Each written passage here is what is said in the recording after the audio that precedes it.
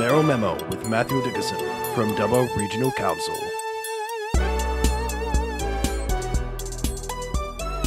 You're listening to Tony Graham on Binjang 91.5, and I've got the pleasure of having Matthew Dickerson on the line for an interview. Matthew Dickerson, that is the Mayor of Dubbo Regional Council. He's still the Mayor. The elections haven't come yet. So, g'day, Matthew. G'day, Tony. How you going? Going really good. Now, the first thing we'd like to talk about, I think, is the res money. We've got a fair slab of that, and I do believe you're looking at the REACT Centre as one of the things you're pointing towards. Yeah, that's exactly right. Just for a quick bit of background, the state government previously announced $128.4 million will go towards the councils in the Central West Orana Renewable Energy Zone. And there were only a few details about that at the initial announcement. And then you remember that the Minister, Penny Sharp, was in Wellington only a few weeks ago and made the announcement around the first round of that funding, which is approximately $70 million. Now, they've broken it up in a number of different ways for LGAs. Because this is money is about the transmission money, the Upper Hunter comes into this as well, so Warrumbungle, Midwestern and Dubbo Regional. And so that money then is available for different groups in different ways, but council is allocated a certain part of that money, and our allocation, Dubbo Regional Council, out of that first round is $11.25 million. Now, they're trying to make sure communities start to receive benefits from this money as soon as possible. So they've asked for those applications to be in from all the different groups. And I'd say, Tony, to your listeners out there, if you're involved in community groups, if you're involved in an Aboriginal group, there are certain buckets of money that are allocated to community groups, both small and large amounts, and Aboriginal groups, as well as the council. So those other buckets there are available, and I'd recommend you go along and look at the Energy Co website to see how you might put an application in for those funds. In terms of the council money, the $11.25 million, the state government has been pretty clear. They want to make sure this money is used in a way that will generate benefits in the economy, certainly big picture benefits, certainly long-term benefits. They're keen to see this rather than be put into something in the community that might cost the community money, so some new asset that is a drain on the resources of council, or some new asset that's a drain on the community overall, or just something that is a feel-good thing for the community in the short term. So, for example, maybe new shirts for the soccer team, that type of thing. The state government's been very clear. We really want to see this money used to generate more income, to generate long-term benefits. Now, you've heard me talk about the REACT Centre before, the Renewable Energy Awareness and Career Training Centre, and that absolutely fits the bill. There are two major parts to that. The training part is one, where at the moment many of these proponents send their staff to Victoria to be trained to be able to work on these projects. Wouldn't it be great if we had the people in our res trained here in our res, but also as those reses develop, have people from other reses in the future come to Wellington to be trained, but also the tourism attraction component. And I have used the example of the Parkes Telescope, the Snowy Hydro Discovery Scheme, where they attract 100,000 and 150,000 visitors respectively to those two attractions. And I just imagine, Tony, what 100,000 visitors a year to a visitor information centre, some type of tourist attraction in Wellington, what that would do to the economy. So it all sounds pretty exciting. It sounds like it lines up to what the state government's trying to achieve. The biggest problem for us is the time frame. The 9th of September is the closing date for this. We've got a feasibility study. 4 proponents gave us $50,000 each, so we've had $200,000 to spend on a feasibility study. We've had consultants working on this, but now the consultants know that we've got a hard deadline for a date, so that's been ramped up to try and get that feasibility study finished. The only caveat from the council meeting on Thursday night was that we don't want to blindly put an application in for that $11.25 million. We want to make sure we see the feasibility and it stacks up before we go and apply for that money. And so, Matthew, there was other funds that the council provided, just recently, grant funds, and you've been providing grant funds throughout the year, and you're also looking at how you're structuring that. So you might want to talk about that a bit. Yeah, certainly. So this is different altogether, obviously, to what I've just spoken about. This is council money that we use to help different organisations in the community. And the thing I love about these, Tony, I get the pleasure of handing out these cheques each year, and it gets or twice a year actually, it gets very exciting doing that, because I ask the organisations we give the money to just to give the people sitting there in the audience a quick overview of how they'll spend that money and how they'll use that money. And it does put the organisations on the spot a little bit, but people sitting there, and this is other recipients of these monies that actually get the chance to hear from these people, it's always a good chance for them to hear how much they benefit the community from the small amount of funds that we give them. So we've got 3 funds at the moment. We used to have 4. We've reduced it to 3. We've kept the dollar value the same overall, but just to make it a bit simpler, we've reduced it to 3. And my personal plan would be to see those 3 reduced to 1 and then have 4 application times throughout the year. But at the moment, we've still got 3.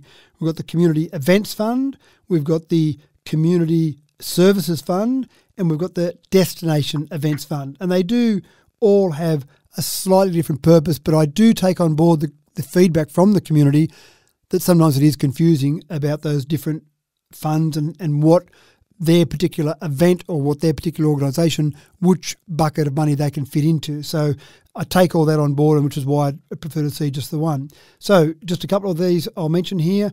The Geary Lions Christmas Carol, they applied for money under the Community Events Fund, so that was successful. The Man from Ironbark Festival applied for money under the Community Events Fund, so they were successful. They got $2,000. You also have the Wellington Boot. They applied under the Destination Events Fund, $5,000, and there's a good example. The Destination Events, Wellington Boot fitted under that. The community events, the Man from Ironbark Festival fitted under that. And many would argue that, well, they're both very similar in what they do in terms of bringing people to the community. How does one fit into one and one fit into the other? Now, there are technicalities in the rules, but from an outsider looking in, that's where it can get just that little bit confusing. So Wellington Boot, $5,000, as I mentioned there.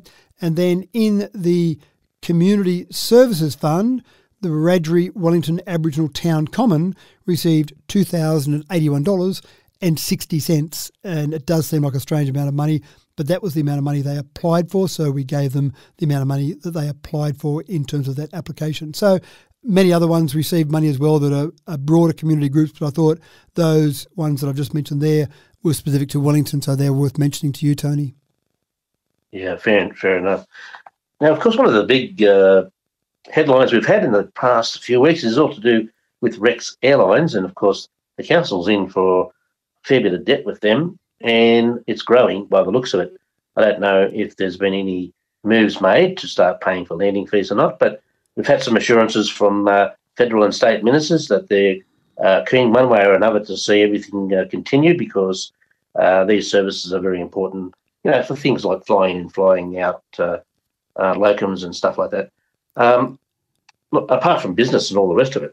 So where do you think things are headed with Rex? So a couple of things there, Tony. One is on the date that they declared they were being put into voluntary administration, obviously all monies owed to WA Regional Council at that point in time are at risk. And we have done the final accounts now for that in terms of up to that point in time, and we reported that number through to the council meeting because it is significant. So it's $658,539.70. Let's call it $659,000 in round numbers. That's the amount owed by Rex at the point of the administration being declared.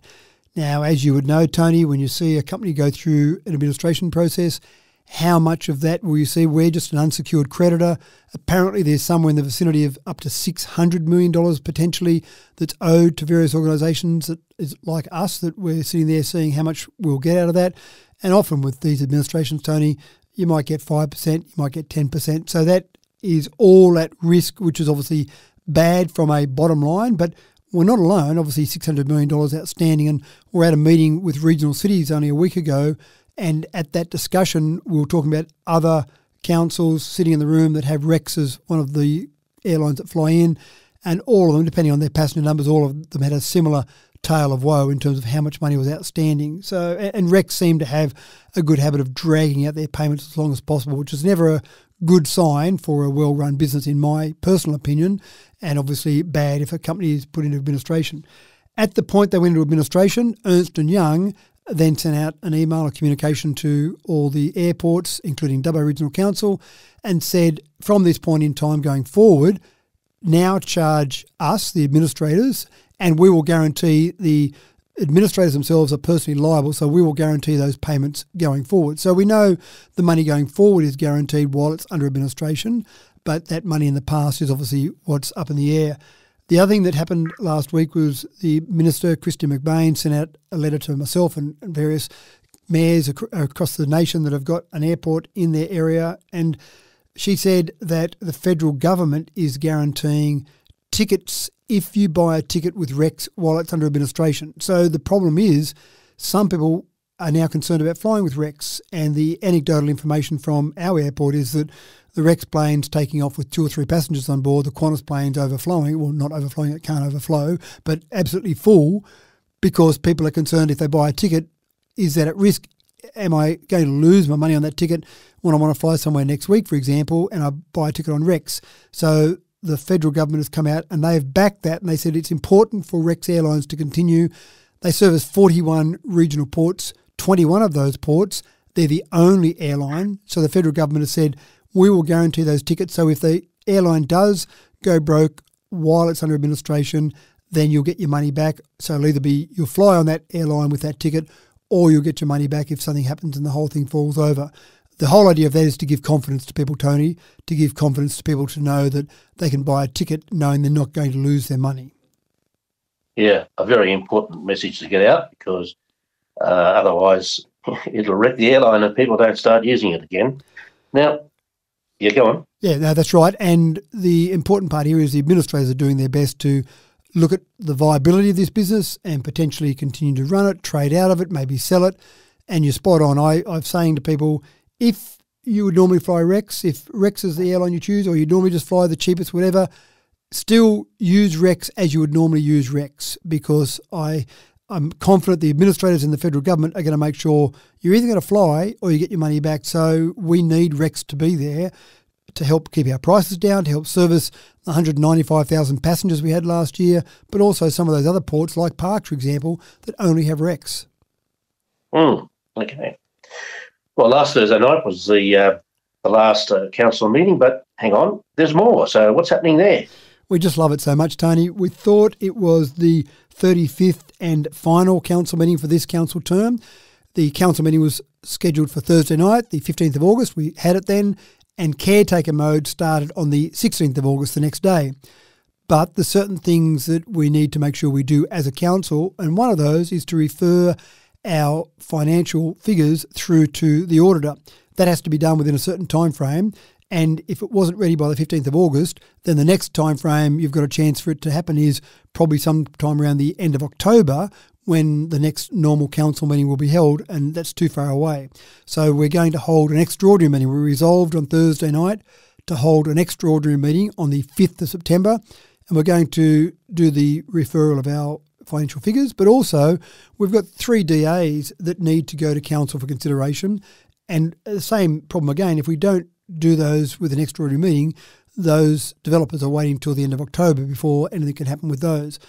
In caretaker mode, some people get confused. They think you can't do anything. There's certain rules around what you can't do during caretaker mode. One of them is approve a controversial DA. Now, what's controversial? Well, it's defined as more than 25 submissions received on that. So provided you've got a DA with less than 25 submissions, then it's okay to go through to council and consider that. There's other rules around what you can do with binding decisions on the new council. So, for example, you probably shouldn't go and appoint a new CEO because that would bind the new council.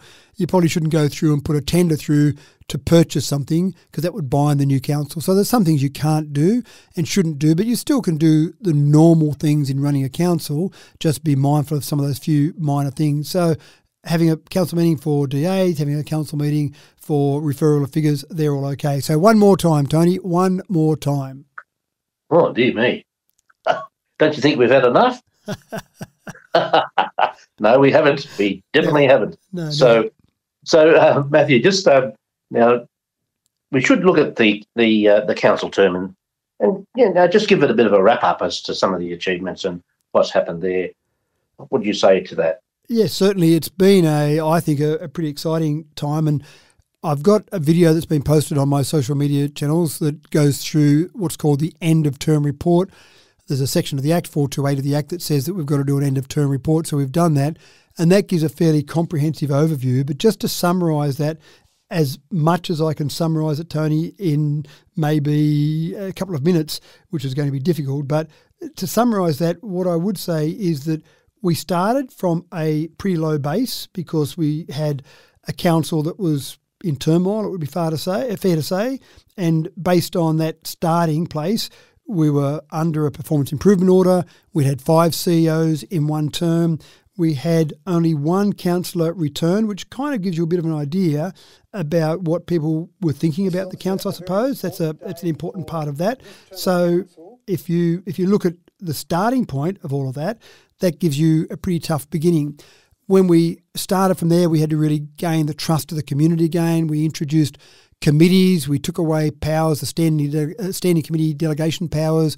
We basically had to get back to the point where we were trusted by the community, trusted by the government of the day, trusted by our fellow councillors, because we'd pulled out of things like OROC and the JO didn't go ahead. So I think a whole range of things had occurred which people were, in a fair way, were pretty disappointed about. So it was a matter of gaining trust again and then building that back up. And then on the back of that, we could start to make decisions and start to move forward. And I think this council did that very well, move forward with a whole range of different areas. And I think we were pretty innovative in things that we tried. 3D printing, I mean, I've said this to my fellow councillors, we should be very proud of what happened with 3D printing because we made a decision early on in our council term to do a few things with 3D printed housing. And the state government recently made a decision, as you're aware, to go ahead with social housing 3D printed, the first place in the nation, right here in Dubbo. To change state government policy from a local government decision is not something that happens very often. So I think that's quite innovative. I think the approach we had to things, I think getting back to Wellington for council meetings in Wellington, making sure Wellington was part of our overall process, just trying to include Wellington. We had community leaders breakfast in Wellington, for example, just to really reinforce that concept that it was one council. Probably the biggest decision we made during our council term was in relation to the sale yards. That was a much needed decision to make some decision. And obviously you make any decision, you create controversy. The easiest way to have no controversy is to make no decision. But certainly with the sale yards, we had to do something about that. It wasn't tenable to leave that alone. But there's always going to be some pain involved with that, which we went through. And to be fair to councillors, they took that on board and really made sure that we got a good result out of that process. But I think the council can be very proud of all the decisions we made. There was good open debate. We made sure the community was informed. We utilised resources like Binjang Radio to make sure that people in the community knew what was happening on an ongoing basis.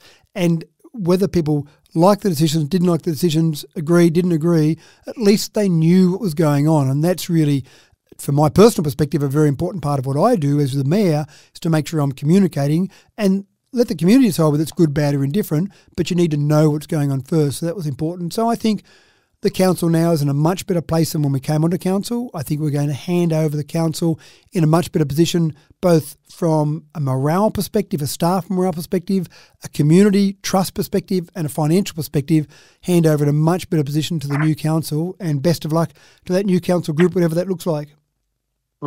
Okay. I must say, Matthew, I've been very impressed with the willingness of council to communicate with Binjang, and we really do appreciate it. For my listeners on Binjang, I want to just say to you, thank you very much for engaging us the way you have. You've been willing to have at least 2 meetings a month with us to tell us what's been going on in council, and also we've had a connection with the CEO, Murray Wood, as well. So that's been really great and very much appreciated by the community.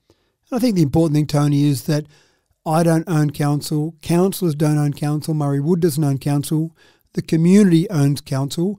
We have the very honourable role of being the custodians of council at the moment. For this council term, this group of councillors were the custodians. And we want to make sure that we as custodians do the best we can with council while we're there and then hand over in a better position to the next group. But it's not ours. So the communication side of it, I think, is crucial because the community should know what's going on with council. It's not up to us to decide whether or not we should keep things hidden or let things out. You should know about everything, and good, bad or indifferent, you don't get things perfect all the time and you don't have people agreeing all the time, but you should expect people to understand what's happening all the time. Absolutely. Okay. Matthew, thank you very much. Yet again, this is maybe our last interview for this particular council. And we've been enjoying listening to Matthew Dickerson, the Mayor of Dubbo Regional Council, on Binjang 91.5. Thanks, Matthew. Thanks, Tony.